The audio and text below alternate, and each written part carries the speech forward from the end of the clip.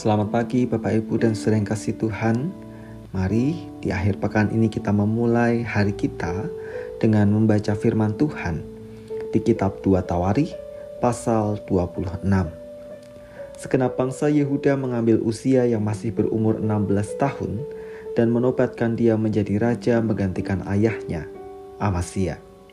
Ia memperkuat Elot dan mengembalikannya kepada Yehuda sesudah raja mendapat perhentian bersama-sama dengan nenek moyangnya. Uzia berumur 16 tahun pada waktu ia menjadi raja, dan 52 tahun lamanya ia memerintah di Yerusalem. Nama ibunya ialah Yekolya dari Yerusalem. Ia melakukan apa yang benar di mata Tuhan, tepat seperti yang dilakukan Amasya ayahnya. Ia mencari Allah selama hidup Zakaria, yang mengajarnya supaya takut akan Allah. Dan selama ia mencari Tuhan, Allah membuat segala usahanya berhasil. Maka majulah ia berperang melawan orang-orang Filistin dan membongkar tembok Gad, Yabne, dan Asdod, lalu mendirikan kota-kota di sekitar Asdod dan lain-lain wilayah orang Filistin. Allah menolongnya terhadap orang Filistin dan terhadap orang Arab yang tinggal di Gur Baal dan terhadap orang Meunim. Orang-orang Amon membayar upeti kepada Uzia, namanya termasyur sampai ke Mesir karena kekuatannya yang besar. Uzia mendirikan menara di Yerusalem, di atas pintu gerbang sudut, di atas pintu gerbang lebak, dan di atas penjuru, serta mengokohkannya. Ia mendirikan juga menara-menara di padang gurun dan menggali banyak sumur, karena banyak ternaknya, baik di tataran rendah maupun di dataran tinggi. Juga ia mempunyai petani-petani dan penjaga-penjaga kebun anggur di gunung-gunung dan di tanah yang subur, karena ia suka pada pertanian. Selain itu, Uzia mempunyai tentara yang sanggup berperang, yang maju berperang dalam laskar-laskar menurut jumlah anak buah yang dicatat oleh panitera Yeyel dan penata usaha Maasya, di bawah pimpinan Hananya, salah seorang panglima raja. Kepala-kepala puak pahlawan-pahlawan yang gagah perkasa itu seluruhnya berjumlah 2.600 orang. Di bawah pimpinan mereka terdapat satu bala tentara terdiri dari 307.500 orang yang gagah perkasa dalam berperang untuk membantu raja dalam menghadapi musuh. Uzia memperlengkapi seluruh tentara itu dengan perisai, tombak, ketopong, baju zirah, busur, dan batu umban. Ia membuat di Yerusalem alat-alat perang, ciptaan seorang ahli yang dapat menembakkan anak panah dan batu besar untuk ditempatkan di atas menara-menara dan penjuru-penjuru.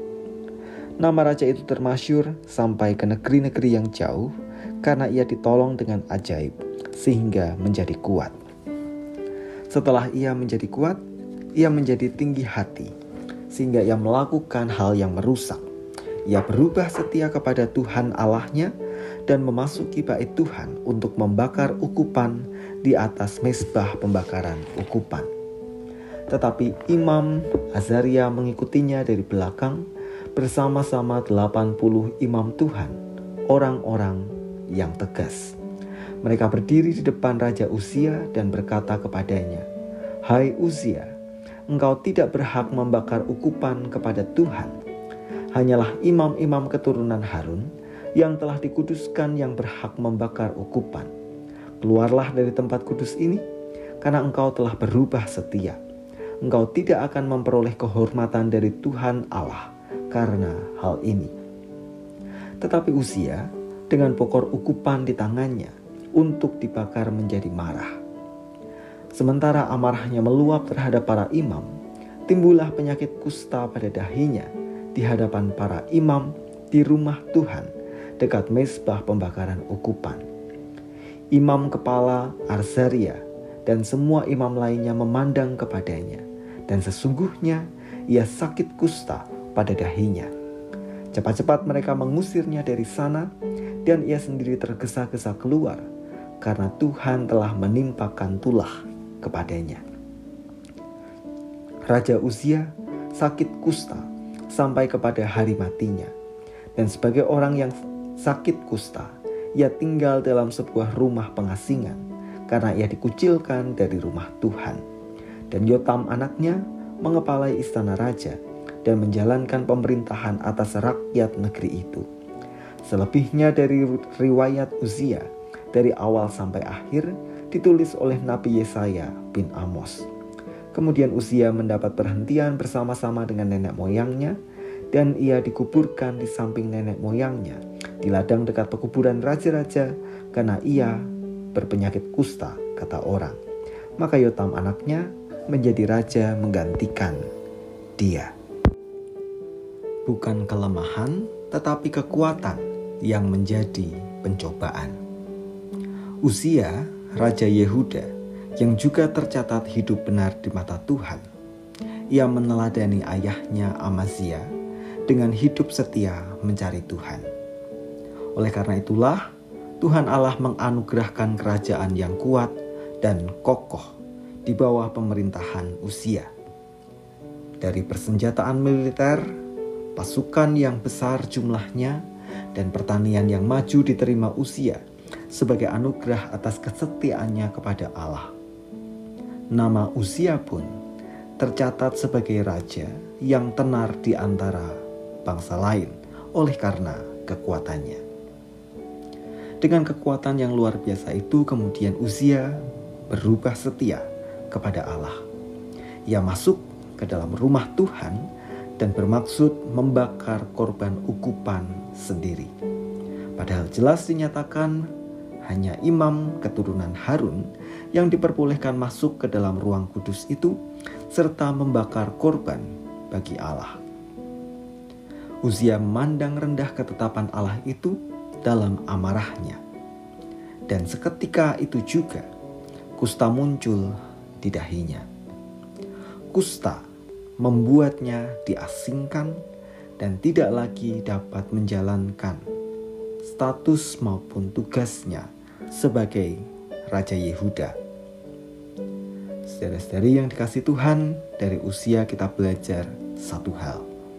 Ternyata bukan hanya kelemahan yang menjadi sumber ujian kita dan sanggup membuat kita berubah setia kepada Tuhan, tetapi juga kekuatan menjadi ujian kesetiaan yang sangat mudah menjatuhkan kita.